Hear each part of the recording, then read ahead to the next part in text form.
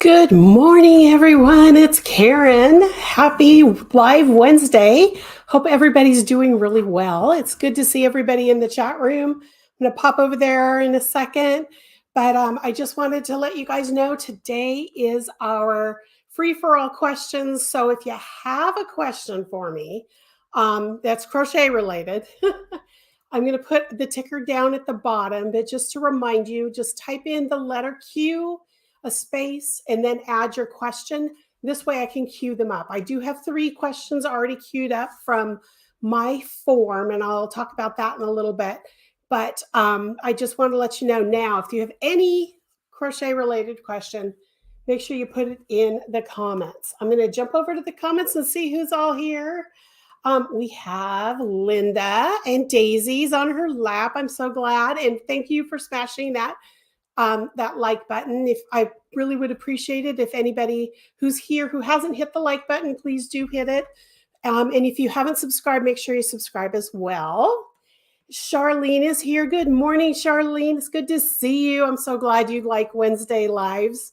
I have so much fun with you guys on Wednesdays. I look forward to this every single week. So I'm so glad you're here. And Kelly is here. Good morning. Good morning. And Kathy from Wisconsin. Good morning, Kathy. It's good to see you here. And we have Stephanie in Texas. Good morning. It's good to see you. And Pat in Alaska. Good morning, Pat. It's good to see you. And Liz is here from the East Coast. So good to see you here as well.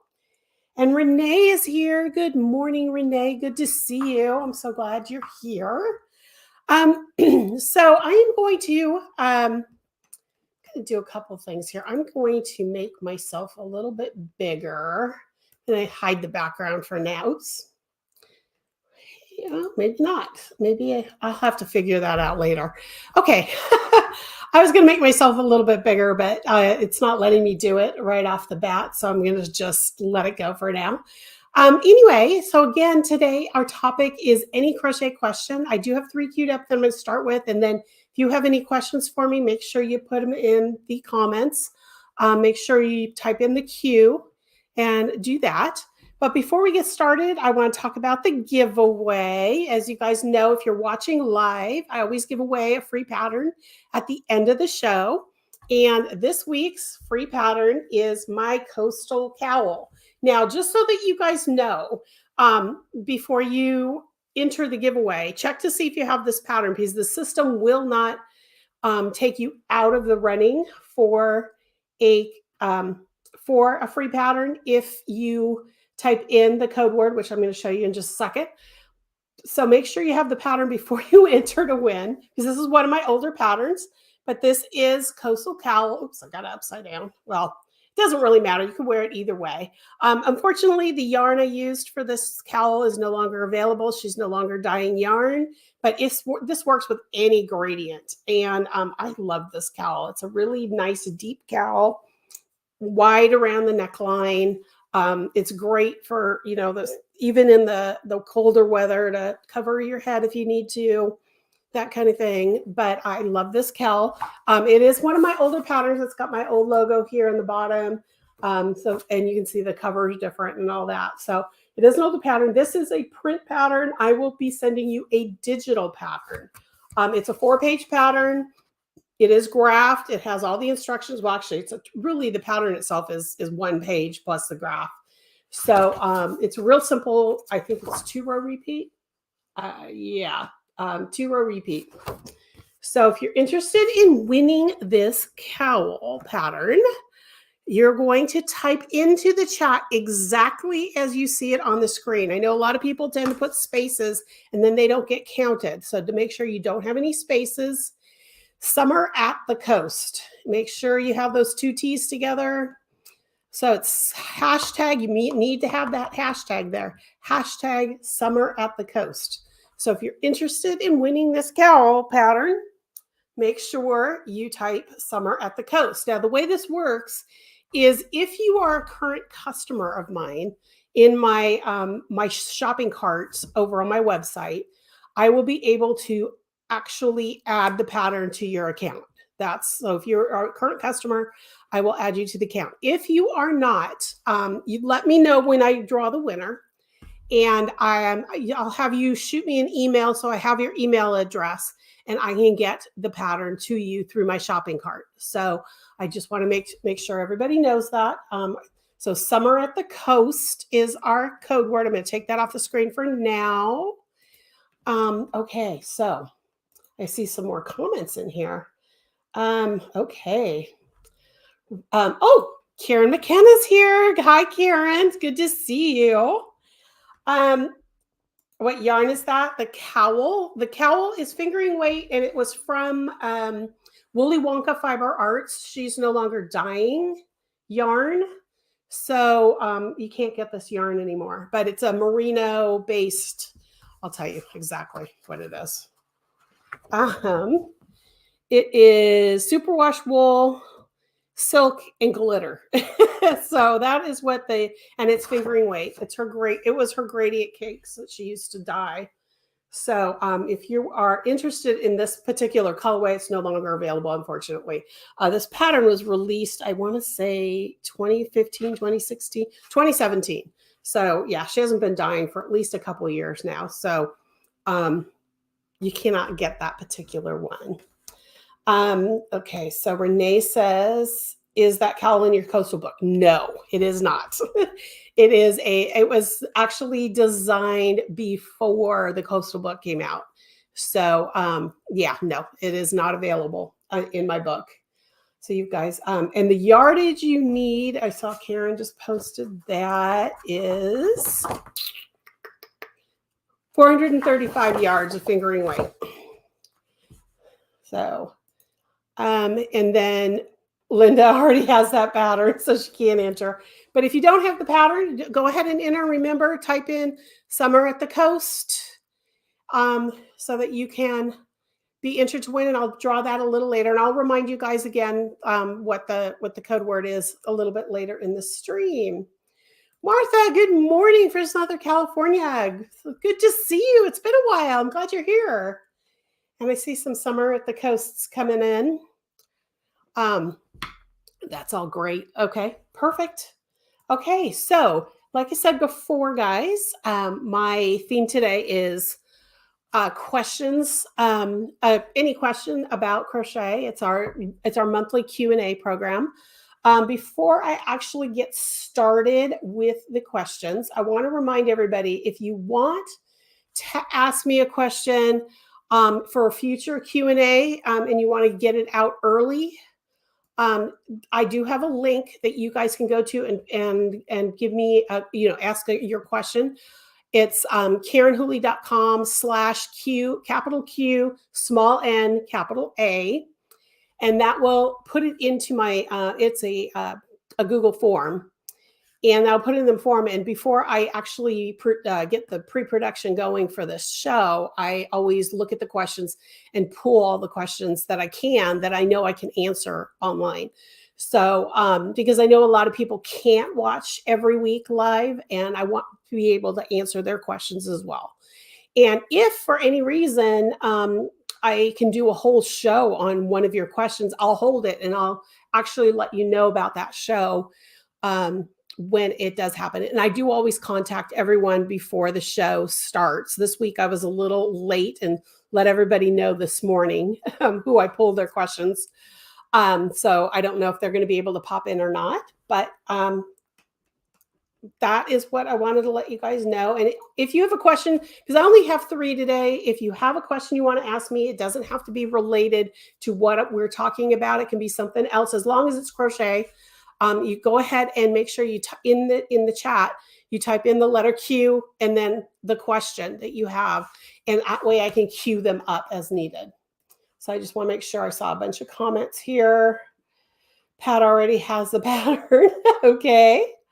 And I see, I'm trying to see. Yes, I'm usually driving to work when you go late. Oh, you get the day off. That's awesome. I'm so glad. And I see a bunch of people entering the contest, so that's great too. Okay, so let's go ahead and start with my questions. Again, you can always ask me questions in the chat. Okay, so First question is from Frances in New Zealand, and I happen to know that it is the early hours in the morning there, so she's not here live. But her question is how to measure feet correctly for socks. Now I added and changed some words so that it made sense here.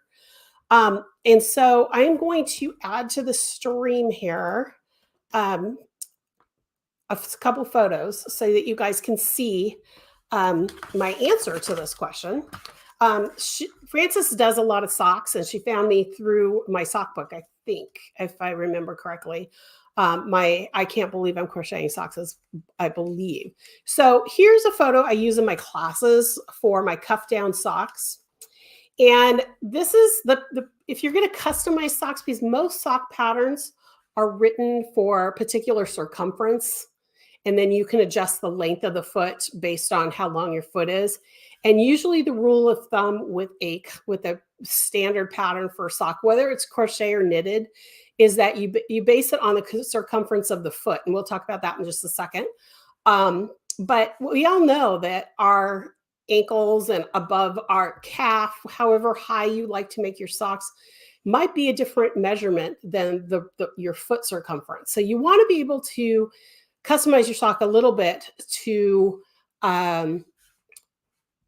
make it work for your leg and your foot. So if you're working a cuff down sock, now there's one measurement that's different, and I'll talk about that in a second for toe up socks.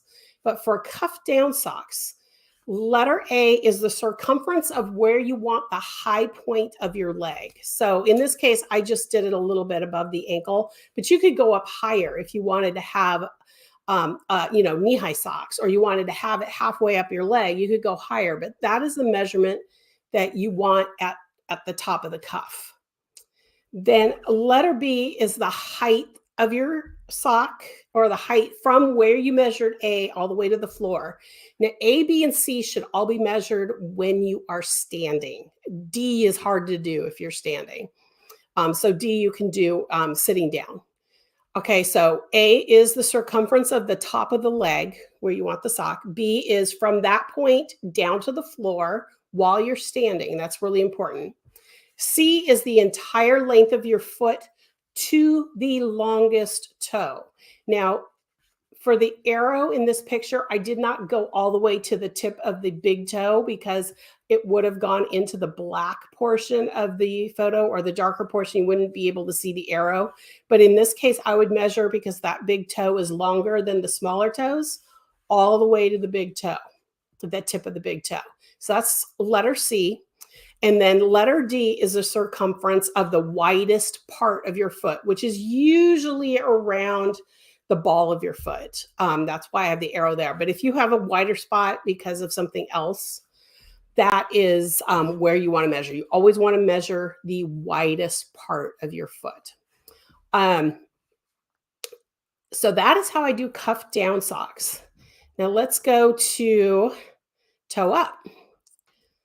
Okay, so toe up, A and B are exactly the same as what I talked about just a minute ago.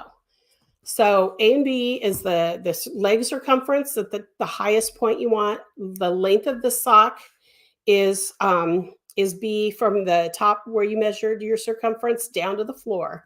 Now C is where it gets different. It's the length of the foot to the middle of the ankle bone. So you want to start at your longest toe again, which is the big toe in this case, and then to the middle of the ankle bone. And you'll notice that I kind of slice the ankle bone in half with the B arrows. So I just wanted to let you know that is kind of the spot where you want to measure to see. And this is important because you have to be able to have enough room to add your heel, unless you're doing a tube sock. If you're doing a tube sock, all these measurements are different except for A and D.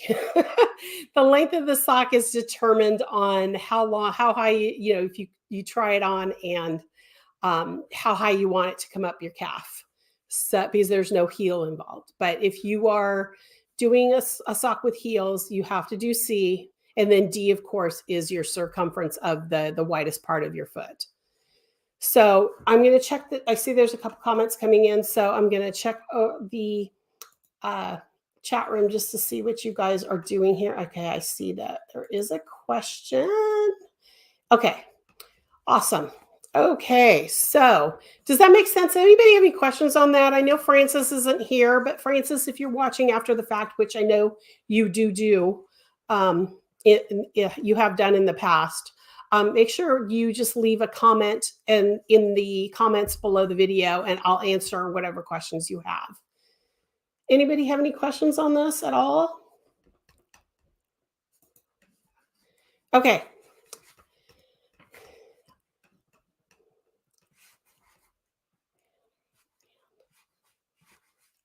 Okay, let me go to my next banner here. Okay, so my next question, this one might take a little bit of time to answer. The second question is from Michelle B in Connecticut, and I don't know if she's here or not. Sometimes she does pop in. I'm not sure. So Michelle, if you're here, let me know in the comments you're here. And she says, this is just a little one. What are your favorite stitch dictionaries, the ones you use over and over? Okay. This is why I have several, and I'm going to show you some, and there's some that I can't show you because I forgot to bring them to my desk or they're too delicate. But my number one favorite stitch dictionary, and I'll put links to these in the show notes after the show's over. But my most favorite is the Columbia Minerva Crochet book. This is my very first stitch dictionary. You can tell it's well loved because I've had to have it spiral bound because it's falling apart.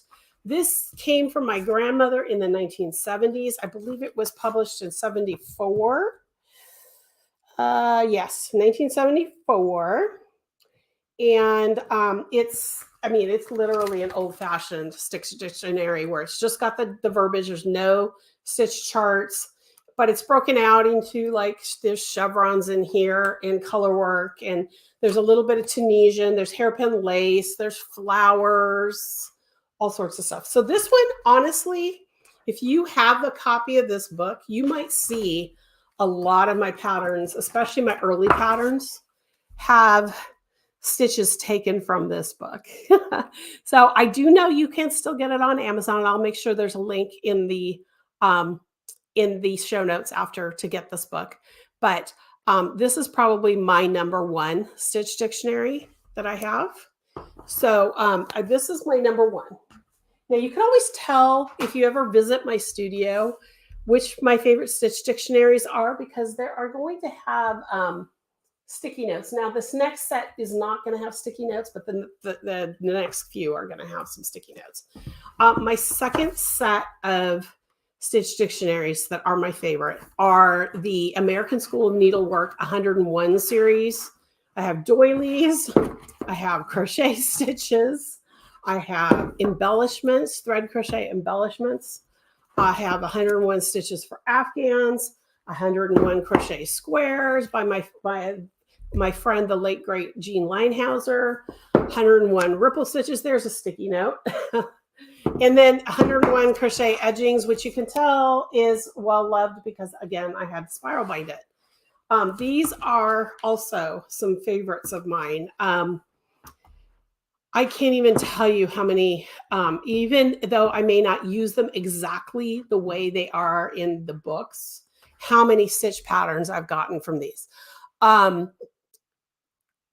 will say that they are hard to find. I do believe Amazon has most of them because they are now under the Annie's catalog.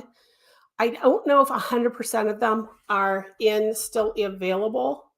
But this was a series that American School of Needlework did years ago, probably in the late 80s, early 90s. And I absolutely love them. So this will be another series that I love. Okay, the third series is also a set. Well, they used to be separately, and you can see this one's I've got sticky notes. This is the Harmony Guides. And I have all three crochets, the original one, which is the stitches. And then I have 220, or actually it starts with this one, 300 crochet stitches and then 220 more crochet stitches. Now, the only thing with these three is that this guide has some of what is in the 300. Not all of them are the same, but there are a few that cross over between the two. But the Harmony guides are amazing stitch dictionaries, and I highly, highly recommend them as well. And I do believe you can still get these on Amazon as well. I don't know if there's anywhere else that sells them besides Amazon. I'd have to do some research, but these are other ones that I love. Okay. And then I have to share these because I do get a lot of stitches from these. This is not necessarily a series, but these, again, you see sticky notes and notes in here, stuff like that. This is the Japanese stitch dictionaries. So I have, let's see, I want to make sure I show you the just traditional crochet ones. I have 3 traditional crochet ones. And then I have one that is Tunisian stitches. And I love this book. This book has some interesting Tunisian that you don't really see that much unless you really follow some of the Tunisian designers out there. But I love this book. But what I love about these is that they're Japanese. So everything is written in Japanese, but they all have stitch dictionaries. And the stitch dictionary, or not stitch dictionaries, stitch diagrams. And it's easy, once you start to review these, it's really easy to figure out your stitch multiples. Because even though it's written in Japanese, it's like you can see that it's a multiple of 8 plus 4 plus 1 for your turning chain on this particular one I'm looking at right now. Or it's a multiple of 8 plus 2 plus 1 for your turning chain. It's easy to start deciphering these. Now, these I got, I don't know if Amazon US sells these. I have ordered some of these on Amazon Japan. I do have an account over at Amazon Japan. I got some of these. In fact, I saw the stickers on them from an event, Village Spinning and Weaving Company in California. They used to come to the Crochet Guild of America, and they would have these books in their vendor booth. I also have had people in New York go to the big Japanese bookstore there. Is it Kinokuna? Kunya? I know Seattle has one now too. And I've had, that's how I got this one. The Tunisian one. My friend Mary Beth Temple got it for me and sent it to me. But these, I don't know if Amazon has put them on the US. But I know you can get them on Amazon Japan. So that's something to take a look at too. I have others. I have one that's like 600 knitting designs, and I have another, or stitches, I should say, not designs, stitches. I have one that is crocheted motifs that are join as you go. And if you follow Edie Ekman or you follow Kristen Omdahl, both of them use those stitch patterns when they do have taught classes on how to do those join as you go motifs. And they also have design patterns using those join as you go motifs. So these are great because these have stitches that aren't normally in American Stitch dictionaries. So these are great resources as well. I see some comments coming in, so I'm just going to check really quick. I have one more to show you, Stitch Dictionary, but oh, you found it online in Sprouted Brown too. That's the Columbia Minerva that you got, I believe. Okay, I saw a question come in. Karen says she also loves the Harmony group. Oh, yes, this is a good tip. Go to the thrift shops and see if you can find some of these books too, because a lot of times people will get rid of these books and give them to thrift shops. So that's a good way. Or if you have, we have I can't think of the name of the store right now, but there's a bookstore in Washington, at least on the west side of the state, where they will buy back books from you and then resell them. And I know a lot of crocheters have gotten these stitch dictionaries, the Harmonies, and even the Columbia Minerva at those kind of bookstores too. So Karen, I will put links for the Japanese books in the show notes when I'm done. So don't worry about that. Mary Beth Temple, the chef. No, Mary Beth Temple is a crochet and knit designer. She is a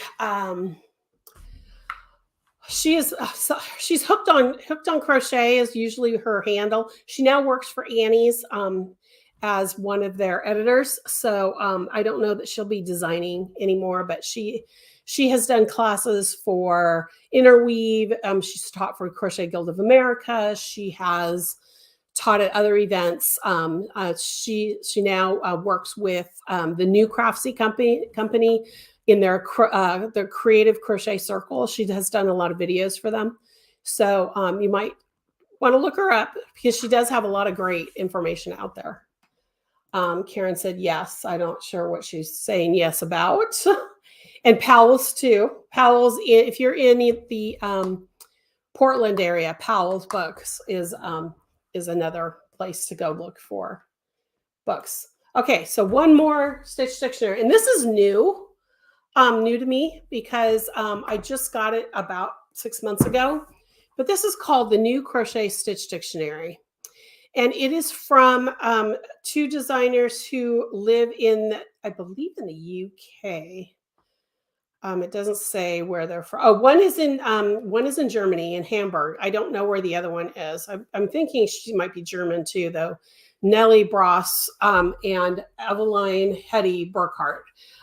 This is done in English, the American English, but it's got some really great Stitch Dictionary stitches in it with charts. And they have done it in such a way that I don't even know how to describe it. It's the stitches I haven't seen before, new ways of doing stitches I have seen before. Let's see. They broke it down into basic stitches, shells and fan patterns, clusters, popcorns, bobbles, puffs, and nups. Spike stitches, raised stitches, mesh and trellis patterns, crossed and interlocking stitches, cables, ripples and chevron patterns, edgings and borders, granny squares. And then they have a whole section in the back on the basics of crochet. But what I like about them is that in some cases, they will take something and show you how to do it in the round, or they will show you how to do it around a corner so that you can use it as an edging, even if it's not traditionally an edging. So I really, really like how they have broken this up. They've done some in two colors. So you can see two colors. I just really like this book. I haven't used any of the stitches yet, but I have ideas for several of them, and I'll probably be swatching with some of them later on. I haven't marked them yet, but I know where they are right now. So, but this is another one that I would recommend. So, and then there's others out there that I have that I like. There's one by Rama Chichula called Crochet Stitches, a visual encyclopedia. Melissa Leitman has one that I have on my iPad because I have it digitally. I also have Stitch Dictionaries from Italy that are my grandmother's, and those are ones that I forgot to grab. And I have scanned some of them because they are so brittle that it's easier if I just scan them and have, oh, here's a good example of a scanned one from my grandmother's Stitch Dictionary. So I forgot I had pulled one out I just printed it so that I can play with the stitch pattern. So I hope, Michelle, I don't know if you're here or not, but yes, definitely let me know if you're not here, if there's anything that you want to ask me on your Stitch Dictionaries that I use over and over again. Let's see. Sharon said, I have the new Crochet Stitch Dictionary, really like it and use it often. Yeah, it's a really nice one. It's a really good one. There's a couple others that are out there too that I'm actually in, and I can't find them right now off the top of my head. Oh, there they are. The Donna Cooler, they were from Leisure Arts. Donna Cooler did Stitch Dictionaries, but my patterns are actually patterns inside the book that they had asked me to do on using some of her stitches. So If you have any of the Donna Cooler books, the Stitch Dictionaries, that would be a great place to see. At least one of my patterns is no longer available anywhere except in that book. So anybody having questions on that? I just saw another question come through. Okay, I just started. Anybody who's asked me a question, I just started and I'll answer them after I answer all of the questions I have already listed out here. Let's see. Reader's Digest, the ultimate source book of knitting and crochet stitching, has straight. Yes. Now that one I've seen too. That one is too. I have several stitch dictionaries that are from the 70s. Do I have? I have. Oh yeah, I have. I can't think of who the publisher of that one is. I have several over there that I got in the 70s, but you could probably find them in thrift shops too. Margaret's granny books are great too. Yes, if you're interested in granny squares, I'm not typically a granny square person, but Margaret's books are great as well. Okay, so I think I've covered that with Stitch Dictionaries. Now this is from Jane M. in Westchester, Pennsylvania. How predictive, helpful. I've shortened her question because she had a really long question, but this is the gist of it. How predictive, helpful are stitch diagrams in laying out new stitch patterns in order to minimize the number of swatches needed when working out a new pattern? Okay, and then she went on to say, she was trying to work around a curve and do a stitch, and she was having a hard time with it cupping and that kind of thing. And then she was asking for software.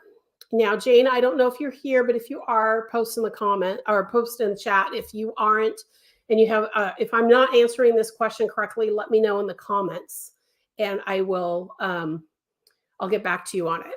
But my understanding based on her original question is that she's looking for software that will actually allow her to use a stitch diagram to understand how the stitches come together, and if you're going to get cupping, or if it's going to increase too fast, or if it's not going to lay flat for any reason, or it's going to buckle, or whatever it is. And the only thing I can say is there's really nothing that's predictive as far as that's concerned, because there is no software out there that does crochet stitch charts in that manner. There used to be a software company that I know Edie Ekman was testing for a while. I think they went out of business. I don't think they ever got to that point, because knitters have, there's a software out there and I cannot think of the name of it. So if you're a knitter and you know the software, it was done by JC Breyer, and it allows you to show the knitting patterns in the shape that they're going to do. So if it's a ripple stitch, it'll actually show you how the ripple is instead of the traditional just basic blocks of knitting stitches. But there's nothing like that for crochet. All of the stitch diagrams that I use are actually developed by my tech editors. They actually use Adobe. I think they use InDesign or Illustrator, one of the two, or both of them, to create the charts for me. And my charts show the peaks and flows based on the photograph of the pattern when I send it to them to be tech edited and charted. They can give you some of the peaks and valleys and the ripple stitches and how the shells will lay, but it doesn't predict how it's going to lay if you're trying to do something special with them. So I know that's probably not the answer you're looking for, Jane, but if you want to discuss this more, I would recommend going to Edie Ekman, because she's the one who talks about this a lot. And edieekman.com is her website. You can probably shoot her an email, or I know that she does a monthly Ask Me Anything where you have to pay to get help from her. But you might want to just shoot her in a contact form and see if she has anything better than what I have to offer. I don't do my own charts. When I am designing something, I literally draw everything out. If I need to have a stitch diagram for myself to see how things are going to be laid out, but I never use it for predictive things on kind of like turning a corner. I will do sometimes like at the point of a triangular shawl. I will draw it out. It kind of gives me an idea what it's going to look like, but it doesn't tell me if it's going to cup or bubble, or buckle or anything like that. It just shows me what the shape's going to be. Kind of, I can kind of draw, and I can see how many stitches as I do increases to make the shawl wider, what it's going to look like. But I hand draw everything myself when I'm designing. So I don't know if that helps, but let me know in the comments if it does. And that is my last question, guys. I'm going to go back to the comments. I saw there's one more person asking a question, and I will put that up there. So does anybody have any questions about that, about stitch stuff? Stitch dictionary, not stitch dictionaries, stitch diagrams. Jeez, I can't say that word. Stitch diagrams. Well, I'm waiting for you before I go ahead and start answering the starred questions or the questions you guys have asked. I just want to remind everybody, if you're just joining us, I'm giving away the pattern for, oops, upside down again, the pattern for my coastal cowl. Again, the yarn that I used is not available. It was her gradient. She's not dyeing anymore, but you will get a digital pattern. This is the printed, but there is the digital that I will give you.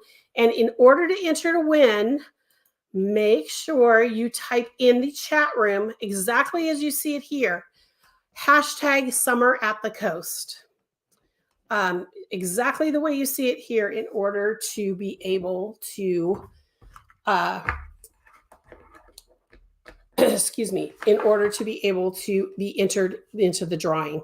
So I just want to make sure I have that up there one more time before I go to my questions. Okay. And if you have any more questions at this point, make sure you definitely put them in the chat room, and I'll get them queued up to go. And you can respond to what I'm saying too. So you don't have to just listen to me if you have something to say. So the first one is from Kelly.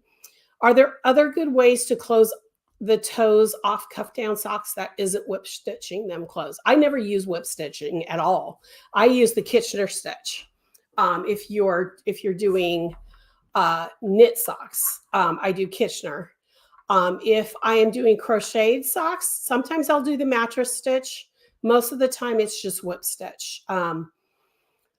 There's really nothing else that like Kitchener is for knitting to close off the socks. Whip stitching, I like whip stitching when I don't want something on the inside of the sock that my toes will hit. If I use mattress stitch, it puts a thicker seam there. And if the sock's a little looser, I will use the mattress stitch because that gives you a firmer, less chance of a hole at the toe.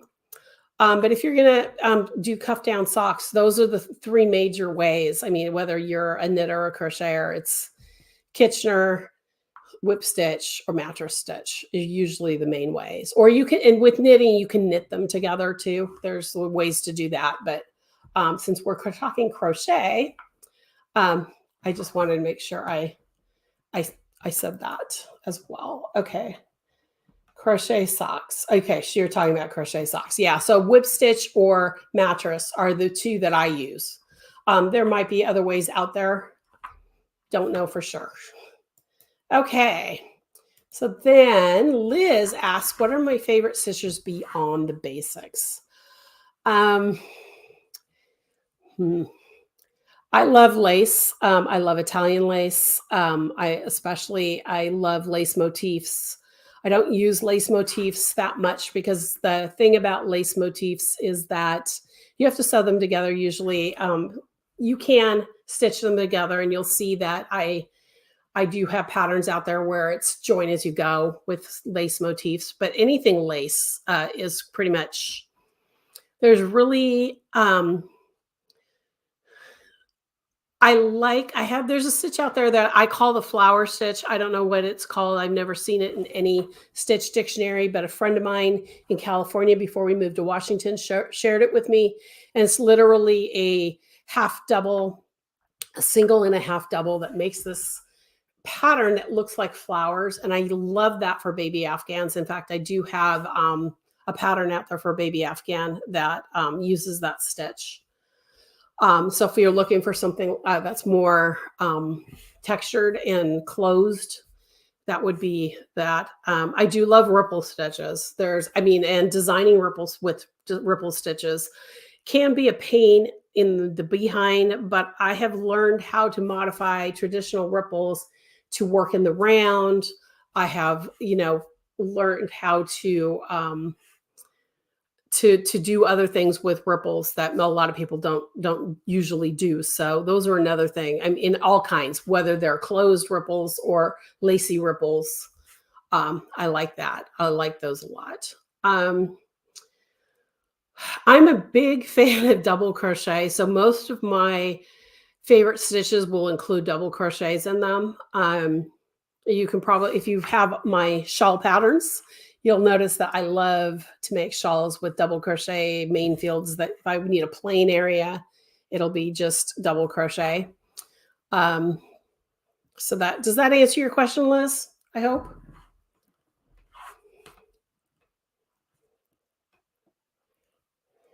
I'm going to take that off the screen. And then Renee asks, do I ever use software to design my patterns? No. I do have a garment designer, which is a really expensive sewing and knitting software that I used to use back in the day to help me with shaping, but I don't even use that anymore. So literally everything is designed on paper using spreadsheets,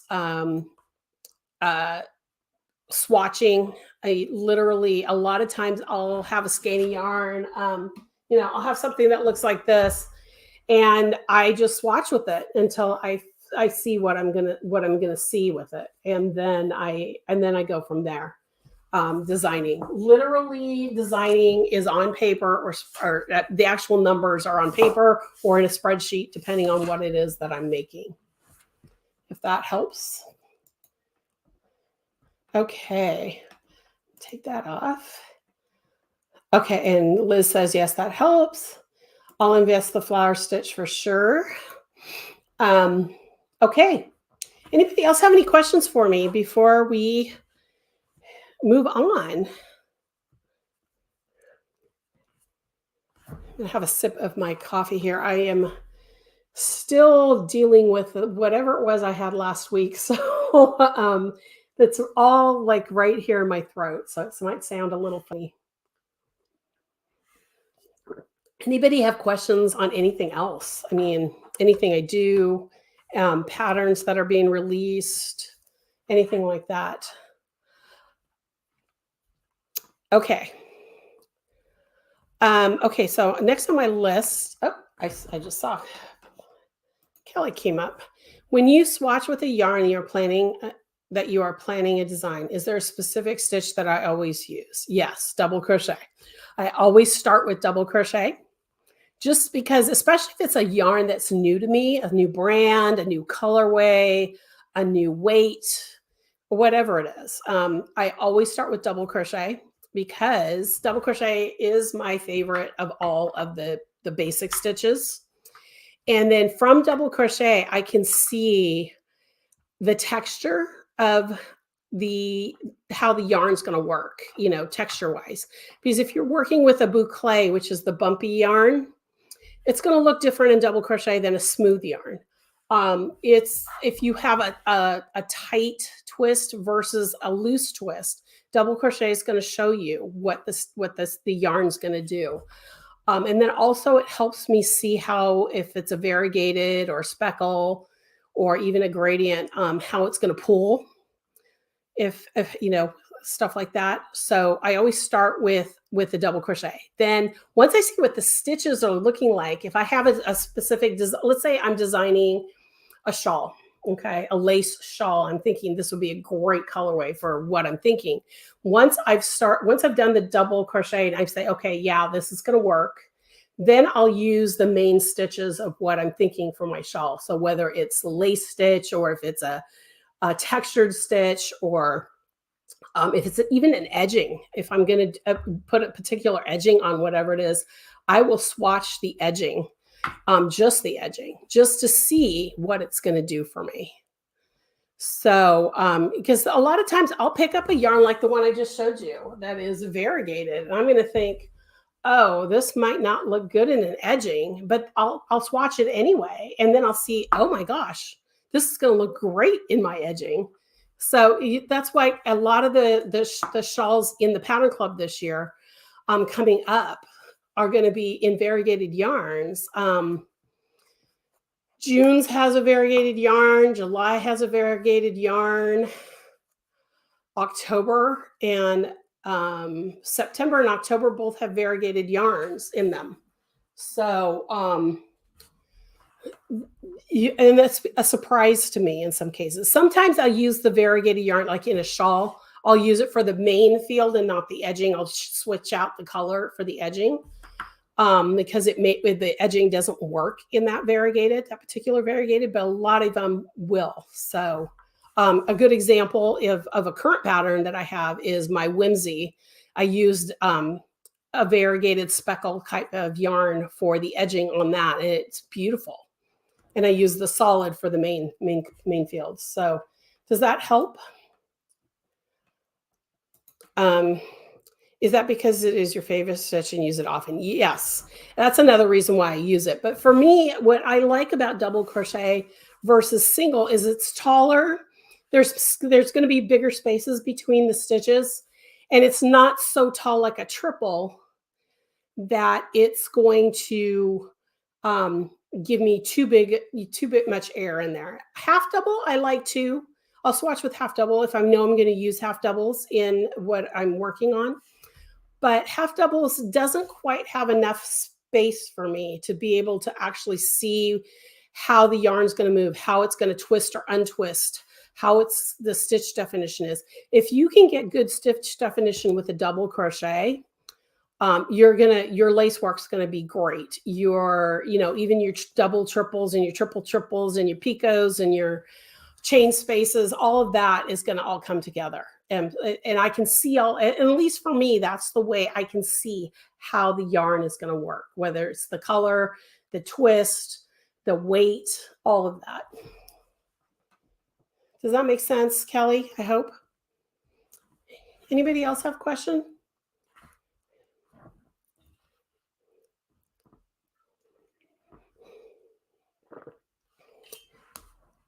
Okay, well, the next thing I want to talk about, and you guys can still ask me questions if something, definitely in chat, just pop a question in there if something comes up.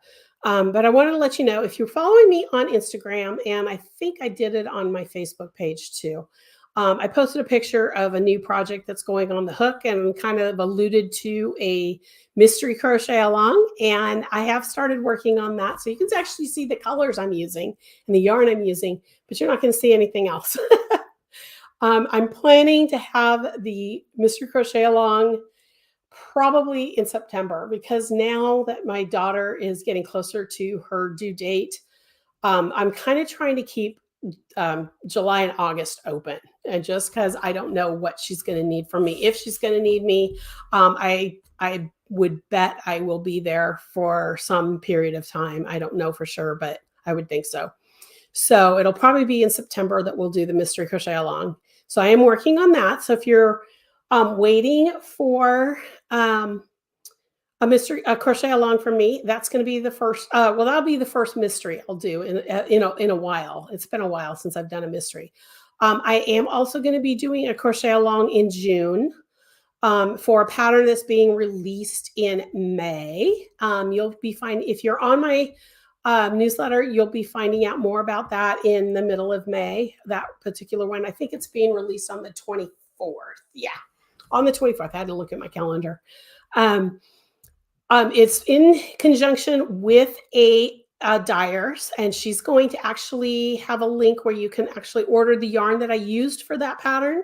If you want to use exactly what I did for the crochet along, she's going to have some discounts and things like that. And also, I am going to be doing a live stream on, I believe it's May 18th with her. So instead of our regular, me talking about something, I'm going to have an interview with her. And once I get her photos and stuff that I can make the thumbnail for the live stream, I will make sure I'll let you know when all that's going to happen. And this way you can have all your questions, and I'll actually have the sample there, even though won't have actually released the pattern yet. So it's not something that is in the pattern club. It's going to be a separate pattern from the pattern club. So just so that you guys know. I see you guys chatting all of a sudden. Oh, you're welcome, Kelly. No problem. Never done a mystery crochet along. How does it work?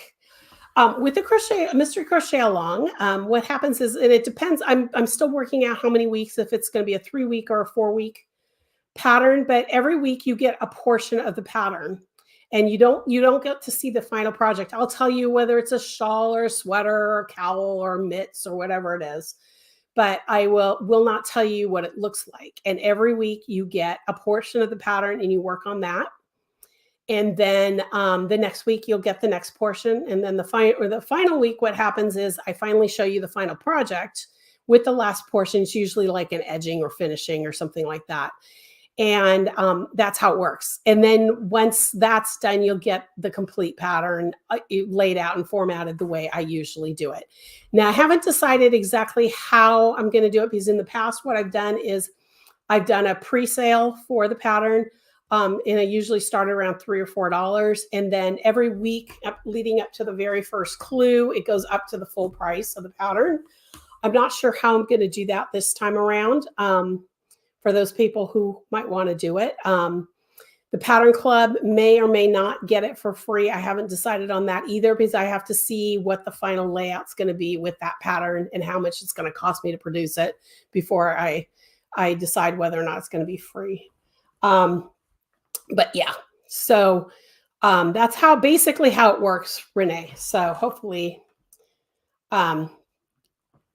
and hopefully the project that I'm doing, even though I'm doing it in fingering weight, you'll be able to do it. I know Pat would probably ask me this question. If you can do it in DK, you probably can do it in DK or Sport if you want to do it in that. You could do it in lace as well. There would have to be some significant modifications though for lace, if anybody was interested in that. Linda says that it's going to be fun. I'm really excited. And what I do with my mystery crochet alongs, for those of you who may not have done my mystery crochet alongs before, is I try to start with a simple pattern first. And each week I build to something a little bit more and a little bit more. And the edging's usually pretty fancy for what I do. This is going to be a 2-color project, just so you guys know. But all the details will come out when I'm closer to actually announcing the crochet along and getting signups for it. So there you go. Okay. Michelle, yay, you're here. You did miss a ton. I'm sorry. But I did answer your question. So when you get a chance, go back and look at it. You asked about the stitch dictionaries. So I showed a whole bunch of stitch dictionaries that I really love. And I will be linking to them all in my show notes when I'm done here. So be watching for that. Oh, mystery crochet along. Yay. I'm glad you're excited about that. Linda says, count me in. Awesome. Dawn's here. Good morning, Dawn. That's good to see you. I'm glad you're here. Okay. So I talked about the mystery crochet along. It's coming. I'm thinking that if I'm going to do it in September, I'll probably start signups in early to mid-August. I usually try to give a month so that you can get your supplies and all that stuff. I'm not 100% sure. It depends on when I finish the pattern, which I'm hoping to finish before Friday. It's almost there. And then I have to see with my tech editors and stuff. Because what I usually do I forgot to mention this earlier for you, Renee, is that with each piece of the pattern, not only will you get the written pattern, but you also get the chart for that. So you can work from both. Okay. And Anna Louise is here. Hi, bye. No, I'm still chatting. So I've still got a few more things. So hopefully you can stay. That's great. And then Michelle said, oh, I can't wait to see your Stitch Dictionaries. Thanks. Okay, no problem. And you guys have that. Okay, for those of you who are just popping in, I'm going to give away at the end a copy of my Coastal Cowl pattern, digital pattern. If you're interested in winning the Coastal Cowl pattern, type in the chat hashtag summer at the coast. So make sure that you do that. But also make sure that if you already have the pattern that you don't enter, first of all. And then if you decide if not to enter because you won last week or whatever, go ahead and don't put in the code because there's no way to back you out. And I'll just have to redraw. I think, Renee, weren't you the one who won last week? I think, if I'm not mistaken. I need to write these down so that I know who won the previous week. Anyway, so that's the crochet along. Also, I want to let everybody know, those of you who are part of the Shawls on the Side Pattern Club, you already got a newsletter about this, and you, if you have watched our Zoom meeting from earlier this month for the new pattern, I talked about this, but now I'm ready to let people know. My next newsletter will have this information. On June 1st, I will be reopening the Pattern Club. What I originally did was I did a short Pattern Club registration period. I think it was a little over a month. And those people are considered founding members, and they were basically helping me work out some of the kinks, helping me. I've kind of been, even though you guys really don't know how much you've helped me based on the platform we were using on my website. And what I have done is I am going to a new platform that is going to be so much easier to use, not only for you guys, but for me especially, because adding all the pieces of the Pattern Club that I'm going to be adding in the future, I can't do right now on my website. It's going to cost me a ton of money, and it's going to cost me it's going to cost me so much time just to try to get it up and running. So I'm going to be using a new little platform that the club's going to be on. So for those of you who are already members of the club, and you know this, but I'm going to let everybody know, is I'm going to let you in a little bit early. I'm going to let you in in May. So if you are prepaid for the entire year, I'm going to just add you to the system. You'll have free until the end of December. And then in January, you'll need to resubscribe for the next year. For those of you who are paying monthly, and I think I've contacted everybody, but if you're here and I did not contact you, let me know. But I have paused your monthly subscription payment, and you will be you're basically re-signing up on the new platform so that you don't get double charged, is what I'm going to do. Eventually, I'm going to delete the old system, but right now I paused it because in case I'm not able to get it up and running right off when I'm thinking I'm going to launch it, I don't want you to be double charged. So don't worry if you're missing anything. Okay, so for current people, you're going to be getting an email probably late next week about how it all going to work. For new people who are interested in joining my Pattern Club, I am going to be launching it June 1st. It is under a new name, and I've already announced it to the group. So now I'm going to let everybody know it's going to be called the Crochet Crew. And it's because there's going to be two options for you. One is you can just join for the Pattern Club portion. And the other part is for the join as the full-blown membership site. And the full-blown membership site is going to have everything that the Pattern Club has, which is a free pattern every month, a Zoom call every month, a forum to talk about the patterns and share your photos and ask me questions, an opportunity to get one-on-one help with me if you need it, all for a monthly price of, I believe it's either $13 or $14 a month. And that's more than $100 worth of value for that a month. And I've decided not to do a yearly portion because I want you to be able to stay as long as you want. If you find the first month is not for you, you can disconnect.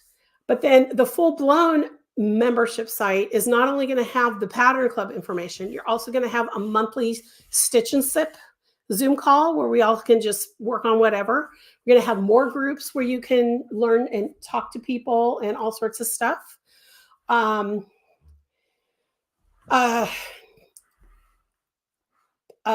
else am I doing? Let me get my list. Easier that way, guys. I'll be doing some behind the scenes videos. You'll get to see what patterns are coming up, how I design, that kind of thing. I'll bring special guests on. And all these things are going to roll out slowly. And that part of the club is going to be, I think it's $19 a month right now. It may not be that high to start with, but we'll see that. We'll figure that out in and you'll get special discounts. I forgot about that. And I will be doing some crochet alongs that will be entirely free for those who have the higher membership. So there you go. And so I just want to let you guys know that's coming. If you are subscribed to my newsletter, make sure you watch for that. I probably announce the whole thing next week, but then as we go, I will start talking about how the registration is going to work, what's involved, and all that kind of thing. So just so you guys know, and I've decided to go with a monthly payment plan rather than a pay for a full year, because again, I feel like you should be able to swap between programs if you want to. If you just want to be on the Pattern Club and then decide that we're having too much fun in the main membership and want to jump to the main membership, you'll be prorated. If I did a yearly plan, I wouldn't be able to do that for you. Also, it helps me out because what I'm discovering is that I need to see my yearly income or a monthly income rather than just have this one big cash flow thing, and then that works. So for those of you who have paid for the full year up front, you don't have to worry about it until I think it's December 31st is when the new program will roll out for you guys. But for everybody else, I am not using Discord. We are getting rid of Discord. I just saw that come up. So VM, good morning. I don't know what your full name is, but make sure you take the spaces out of the Summer at the Coast just so that you can be actually entered into win. Oh, I see Linda already told you that, and you've done it, so never mind. Forget that part. And you guys are chatting. Okay. Michelle's super excited about all these new features. Yeah, and I'm going to start rolling them out slowly. So that's another thing too. As part of the membership program is the full blown membership is I'm going to be in 2023 doing a virtual, for sure, weekend retreat type thing. So and membership, the full blown membership will get discounts on that as well. So that's something for the future that I'll be rolling out later. So there you go. Renee, no, I'm not using Discord anymore. Volley, I am going to be using for my pattern testers. So if you're a pattern tester, yes, I'm going to still be using Volley. I have not been able to do testing at this moment because, and that was my next thing I wanted to talk about is, I think I told you last week, I went to the doctor and I saw her and I'm still cancer-free. I start my treatments this time around should be my last time around with my cancer treatments. I start them on Tuesday, May 10th for 3 weeks, every Tuesday for 3 weeks. And then I see her in July, I think it's July 5th, I see her for the final cystoscopy to make sure I'm still cancer-free. And if I'm still cancer-free at that point, then I shouldn't be getting treatments anymore. However, and I don't know if I mentioned this last week or not, but she could tell, not quite sure how she could tell, but she could tell that I am very run down. even though I'm doing everything I'm supposed to, the vitamins, the food, everything, the drinking the water, everything that I'm supposed to do. And she told me it's only going to get worse with the next round of treatments. And because of that, my brain with testing and so the patterns that are coming up in the future that should be tested are not going to be tested probably until the fall, if that. So if you are one of my pattern testers or have applied to be a pattern tester, because I do have a list of people who have applied that I've not responded to. In either way, shape, or form, I apologize. I just can't do it right now. I just can't. I have the patterns being tech edited, but that's as far as I've gotten because my brain just can't work that way right now. I can design for some reason, but I cannot even think about, even that my tech editors have noticed a difference and I've slowed down with them as well. So I'm hoping that by September or October, I'll be picking up my testing again. So I apologize for that, but Volley will be used for my testing. So I appreciate all the prayers. So when I'm talking here, if you see me kind of lose my train of thought, that's part of all of this. And this cold or whatever it is, allergies that I've been dealing with for the last few weeks is part of that treatment. She did tell me that usually the third round of the quarterly treatments, everything's like hits the fan. So, and it hit the fan hard this time. So I just want to let you guys know that's kind of where I'm at with that as well. But it's great news. Yes, I just saw. It is great news from the doctor. I'm really thrilled. She's happy too. I'm a very young bladder cancer patient, and I'm a very odd bladder cancer patient because bladder cancer is usually found in smokers, and I have never smoked a cigarette in my life, never smoked pot, never smoked anything. I used to be around smokers. My dad and my uncle, when I was young, very young, used to smoke. My dad quit cold turkey right before my first birthday because he had an uncle that passed away from emphysema and lung cancer. And so he quit cold turkey. My uncle smoked a pipe, which I absolutely loved because he had this vanilla tobacco that just was so yummy smelling. But I was still young, but not that young. I was probably not quite a teenager yet when he quit. So it's very odd, and I'm very young to have this cancer. So we are both thrilled that I've responded. So yay. Michelle said, recently I've started to reject patterns without the info you provide. I'm getting old and grumpy. Gauge not important. It is if I want to know if I have enough yarn and etc. Yes. Thank you for saying that. I agree with that. A lot of patterns out there say gauge is not important. Now, I will have some patterns that are gauge is not important, but usually I will say, it might be something like a motif, or it might be something like a coffee cozy, which I'm actually going to do a video on how to make a coffee cozy out of cotton yarn. And if you have one full skein of like Lily sugar and cream, sugar and cream? Yeah, sugar and cream. See, again, my brain.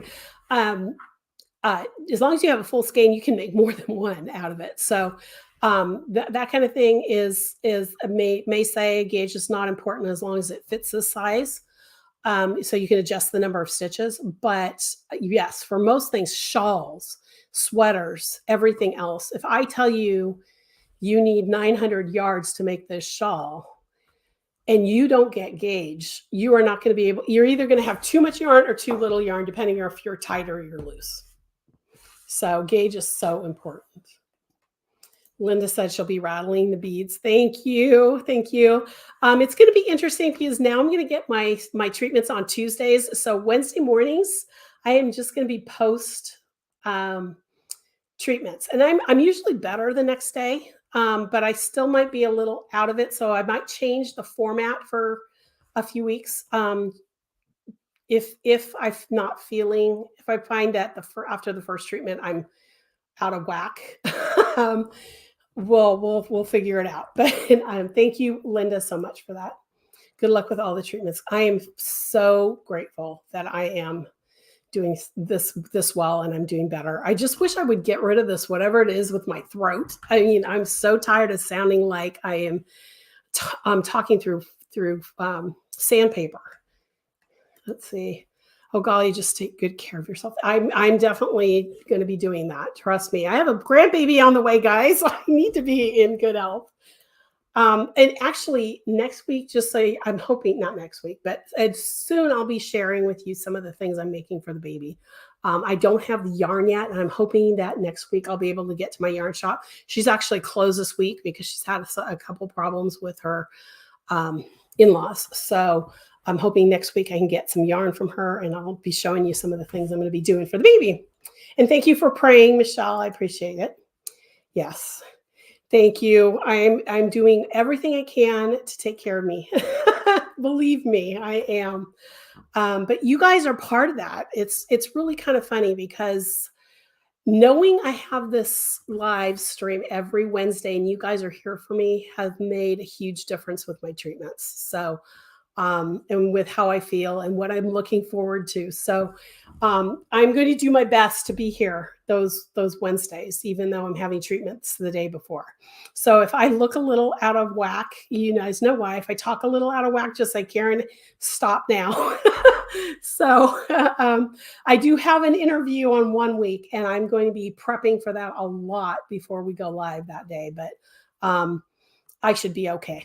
I should be okay for that. Secondhand smoke can be even worse. Yes. Yes. I know secondhand smoke is probably the reason why. I had sorority sisters that smoked clove cigarettes and things like that too. So that is possible. It's just, I'm lucky that we caught it when we did because it was non-invasive and that kind of thing. So I'm very grateful for that. Yes, that makes sense. It would be hard to use more than one skein on a coffee cozy. Yes.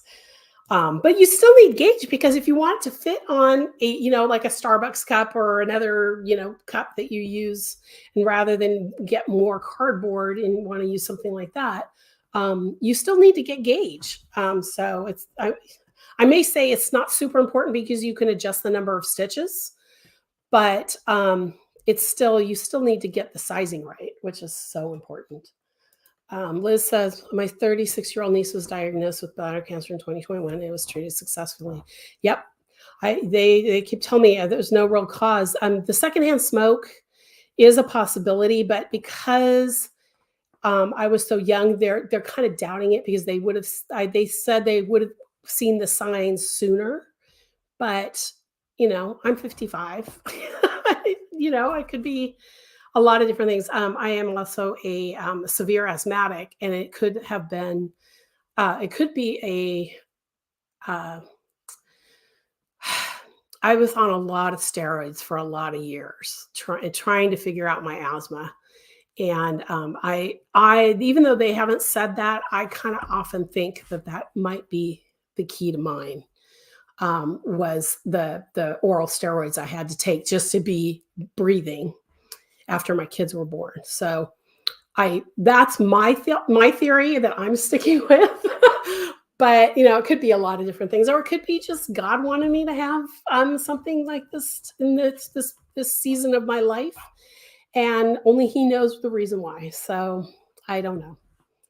Okay, guys.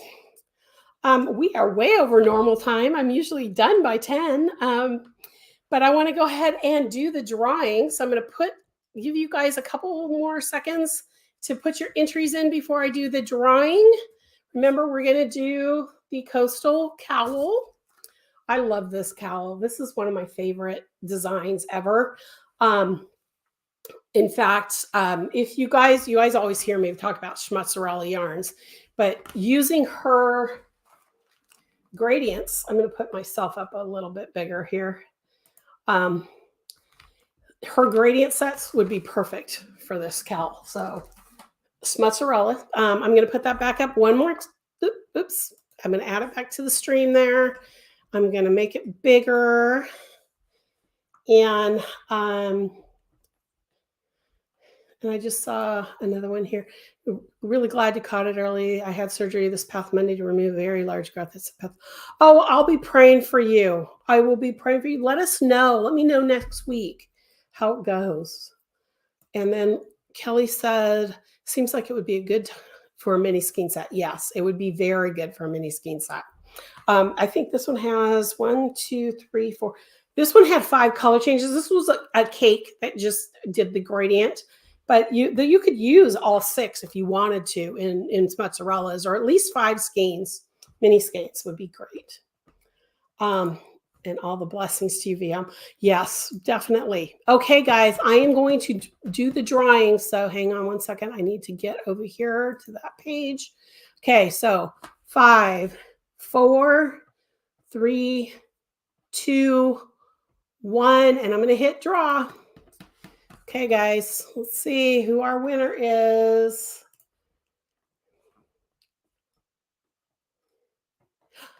Yay! Oh, VM, wonderful. I'm glad. Okay, so because you are going by VM, I don't know who you are. So what I need you to do for me, so that I can get the pattern to you, is go to my website, and I'm going to put it in the comments. Go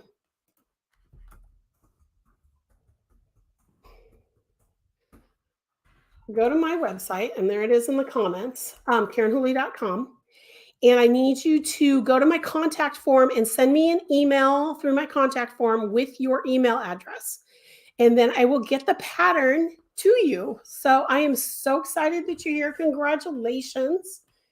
I'm so glad you came. I'm so glad everybody is here. I appreciate you guys for being here every week. And I just want to make sure there's no more questions before I go. I see a lot of congratulations. And let's see. Congratulations. You did need a break today. I'm so glad you won. So congratulations, everyone. Congratulations, VM. Congratulations to everyone for being here. Thank you so much, guys, for being here. You guys have no idea how much I look forward to these every week. I don't have a topic yet for next week, so if you have any ideas, let me know. Otherwise, I will. I'm going to sign off right now. Have a great rest of your day. Have a great week. I will see you on Wednesday. Actually, Wednesday I'll be Monday or on Saturday, my husband and I are flying to California to see his mom and my parents. So I won't be back in town until Monday night. So if you send me an email between Saturday and Monday night, I won't be responding to anything until Tuesday morning.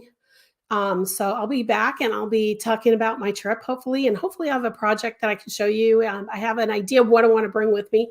I don't know if I'll get any of it done, but we'll try. So anyway, have a great rest of your week. I will see you next week, and I'll be talking to y'all soon.